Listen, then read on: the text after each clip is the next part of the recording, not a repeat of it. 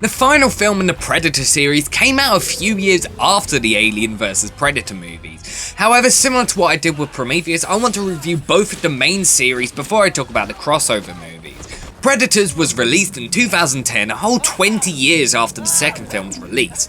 The original script was developed by Robert Rodriguez in 1994, however 20th Century Fox didn't greenlight it until 2009. The script was then rewritten and Robert Rodriguez became the producer of the movie.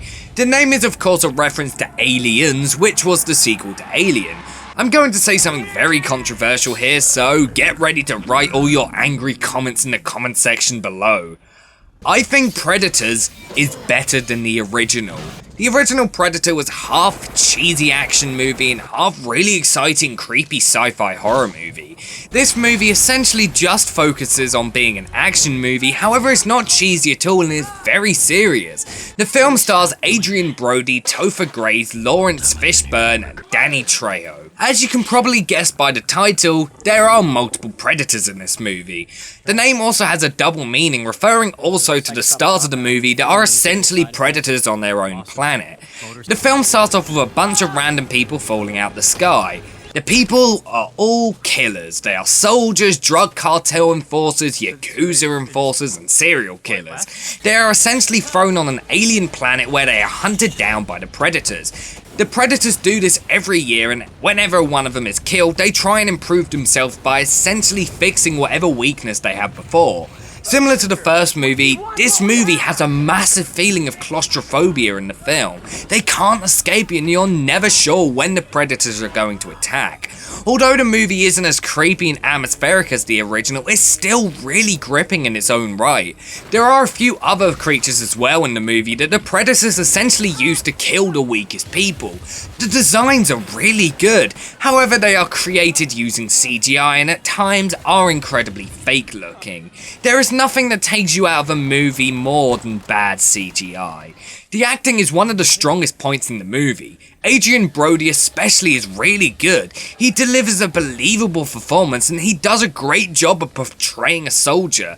The creators said that they didn't want a massive burly actor like Arnie. They wanted a smaller actor who could also act really well. Adrian Brody is really good. I was actually surprised at how awesome he was at times. This film actually ignores the events of the second movie and only references the original film. There is a scene where one of the characters talks about the events of the first film. They also say that Arnie survived in the first movie, so I guess that's good.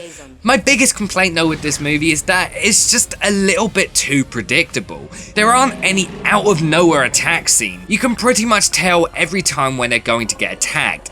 Also, the ending was pretty predictable. It was obvious who was going to survive. The action is really good in the movie and I don't really have any complaints in that department.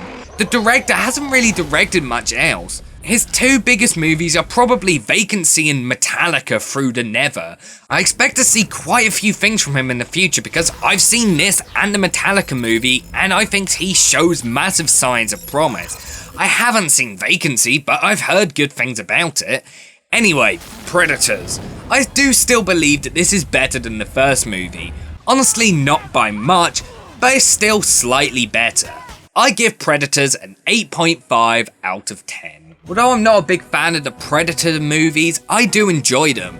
Earlier this year it was announced that Shane Black is going to be writing and directing a reboot of the series. Pretty much everyone thinks it's going to be a sequel now, so I'm honestly really excited. I think Shane Black has made some awesome films over his career, Iron Man 3 not included, and since he was not only an actor in the original but also an uncredited writer of the original, I think he'll do a good job.